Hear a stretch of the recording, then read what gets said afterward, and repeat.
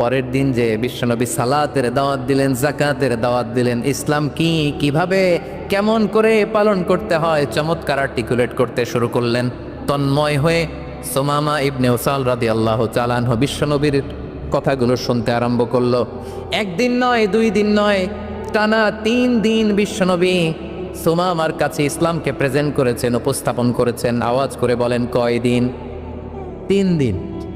3 দিন মসজিদে নববীতে বাধা।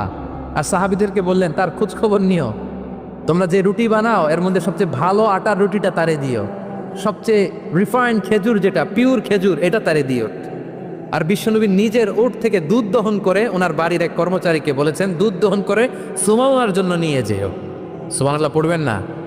সবাই তো অবাক, ইয়ামামা থেকে আসছে নবীকে হত্যা করতে, বিশ্বনবী দেখে তারে জামাই আদর করে, তাকে মজার মজার খাবার দিও, দুধ দিও, আদর আপ্যায়ন।